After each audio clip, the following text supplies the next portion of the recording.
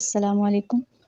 میں نے یہ اسٹیٹس دیکھا تھا آپ کا لگا ہوا، میں اس بات کے لیے جو ہے تھوڑا سا آپ سے پوچھنا چاہوں گی، آگاہی چاہوں گی، تھوڑا تفصیل چاہوں گی اس بات سے کہ آپ نے یہ کہا ہے، جبکہ میں تھوڑا سا اس بات سے جو ہے نا ایگری نہیں ہوں، اتفاق نہیں کر رہی ہوں، کیونکہ جب کہ ہم کہتے ہیں یہ مہینہ رحمت کا ہے، برکت کا ہے، شفا مانگنے کا ہے، ہر طرح سے کہا جاتا ہے برکت مہینہ ہے، رحمت کا مہینہ ہے، دوزخ سے نجات کا مہینہ ہے، جب ہم کہتے ہیں اور برسوں سے سنتے آ رہے ہیں یہ کلمات جو ہے نا، یہ کیا کہہ لیں آپ، یہ دعائیں ہیں، یہ ذکر ہے، یہ کرتے آ رہے ہیں، بڑوں سے سنتے آ رہے ہیں، اور میں نے کہیں بھی نہیں جو ہے نا یہ ابھی تک پڑھا نہ سنا۔ آپ ہی مجھے آگاہ کریں کہ یہ کیوں آپ نے کہا ہے کہ یہ سنت میں ثابت نہیں ہے، جبکہ بہت سی دعائیں ایسی ہیں جو ہم ذکر کرتے ہیں، جہاں ہم قرآن پڑھ رہے ہیں، ذکر کر رہے ہیں، وہاں یہ دعائیں ہی تو ہیں، یہ دعائیں ہیں، ان کا پڑھ لینا کیا حرج ہے؟ اس میں پڑھنے میں کوئی حرج ہے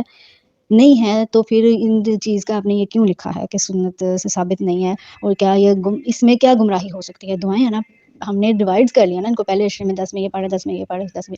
ضروری نہیں کہ ہم یہ پڑھتے جائیں، ہم پڑھنے والے، ذکر کرنے والے پورا مہینہ لگاتار کوئی بھی دعائیں کرتے ہیں، کچھ بھی پڑھتے رہتے ہیں، ٹھیک ہے؟ تو یہ تو مغفرت کا کہا گیا ہے، جہنم سے نجات کا، اپنی معافیوں، گناہوں کو بخشنے کا مہینہ کہا گیا ہے۔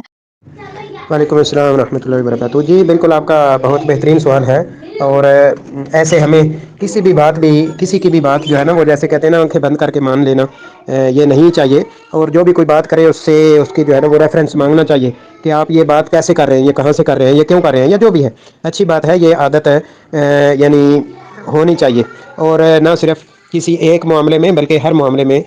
خصوصاً دین کے جو معاملات ہیں اس میں ہمیں اس بات کا انتہائی خیال رکھنا چاہیے۔ اور اس تعلق سے آپ نے جو سوال کیا، مجھے بہت خوشی ہوئی، اللہ آپ کو جزائے خیر دے، اور مزید دین کا علم اور فہم عطا فرمائے۔ دیکھیں، جو پوائنٹ ہے نا اس میں صرف یہ ہے، اس میں کوئی شک نہیں جو آپ نے ذکر کیا ہے کہ اللہ تعالیٰ کی رحمتوں اور برکتوں اور مغفرتوں کا جو ہے وہ مہینہ ہے، تو ہم ان کو ڈیوائیڈ کر لیتے ہیں، تو حرج کیا ہے؟ حرج یہ ہے کہ رسول اللہ صلی اللہ علیہ وسلم نے ان دعاؤں کو ڈیوائیڈ نہیں کیا، اور ہم ان دعاؤں کو ڈیوائیڈ کر کے ہر ایک عشرے کو محدود کر دیتے ہیں۔ یہ لیں جی، یہ پہلا عشرہ جو ہے وہ رحمت کا ہے، تو کیا خیال ہے کہ پہلا عشرہ جو ہے وہ مغفرت کا نہیں ہے؟ یا پہلا عشرہ جو ہے وہ جہنم سے نجات کا نہیں ہے؟ اور دوسرا عشرہ ہم نے مغفرت کے لیے مخصوص کر دیا، کیا دوسرا عشرہ رحمت اور جہنم سے نجات کا نہیں ہے؟ اسی طرح تیسرا عشرہ ہم نے جہنم سے نجات کا کر لیا، تو کیا تیسرا عشرہ اللہ تعالیٰ کی رحمت اور برکتوں کا نہیں ہے؟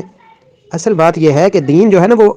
ہم نے ان الفاظ کے ساتھ کہ پہلا عشرہ، دوسرا عشرہ، تیسرا عشرہ، ان الفاظ کے ساتھ ہم نے دین کو محدود کر دیا ہے۔ محدود کرنے کا مطلب یہ ہے کہ ہم نے مخصوص کر دیا ہے کہ اس میں یہ کرنا ہے، اس میں یہ کرنا ہے، اس میں یہ کرنا ہے۔ کیوں بھائی؟ جب نبی صلی اللہ علیہ وسلم نے یہ کام نہیں کیا، یا نبی صلی اللہ علیہ وسلم نے یہ تعلیم نہیں دی، تو ہمیں کس نے حق دیا ہے کہ ہم ان دعاؤں کو مخصوص کریں؟ جو چیز، ہمیشہ یاد رکھیں، جو چیز عام ہو اس کا حکم بھی عام ہوتا ہے، وہ کسی بھی وقت کیا جا سکتا ہے، لیکن جس کا حکم خاص ہو، مثال کے طور پہ ظہر کی نماز تو وہ بھی نماز ہی، تو کوئی انسان کہے کہ میں چلیں جی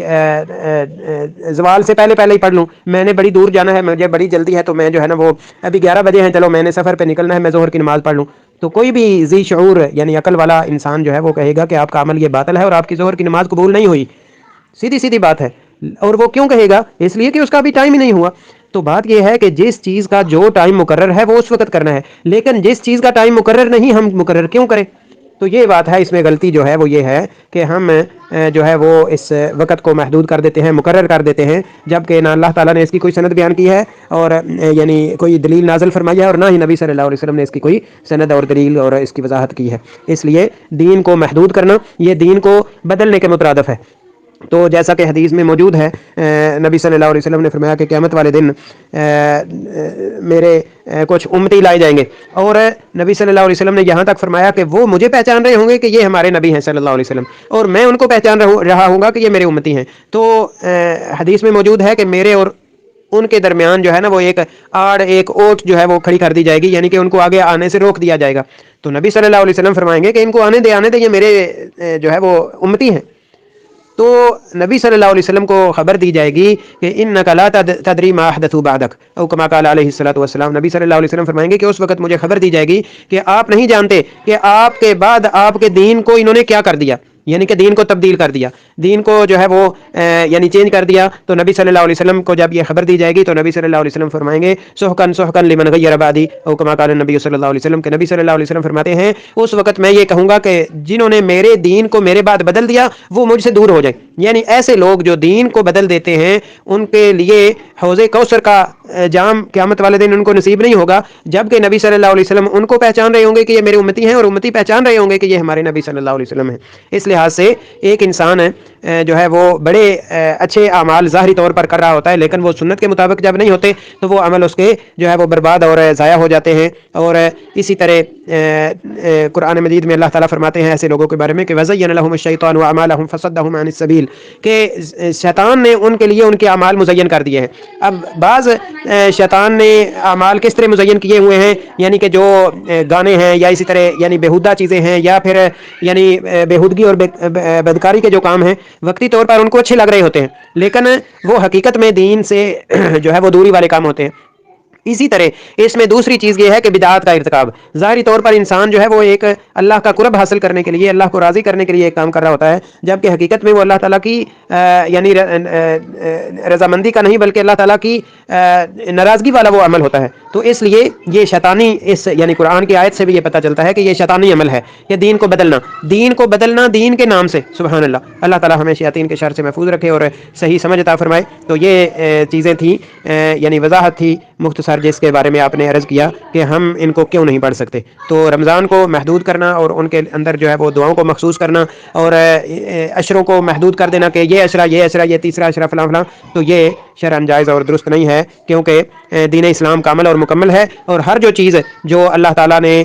ہمارے لیے نازل فرمائی ہے وہ نبی صلی اللہ علیہ وسلم نے اس کی طرف رہنمائی کر دی، اور کوئی بھی ایک ذرہ برابر بھی دین اسلام کے اندر کمی اور بیشی کی گنجائش موجود نہیں ہے۔ تو وہی دین آج بھی قابل اعتبار ہے اور قیامت تک قابل اعتبار رہے گا جو اللہ تعالیٰ نے جبرائیل علیہ السلام کے ذریعے محمد رسول اللہ صلی اللہ علیہ وسلم پر نازل فرمایا۔ اللہ تعالیٰ ہمیں حق کو حق سمجھنے اور اس کی اتباع کرنے کی توفیق عطا فرمائے، اور باطل کو باطل جاننے اور اس سے اجتناب کرنے کی توفیق عطا فرمائے۔ واللہ تعالیٰ علیہ، السلام علیکم و رحمۃ اللہ وبرکاتہ۔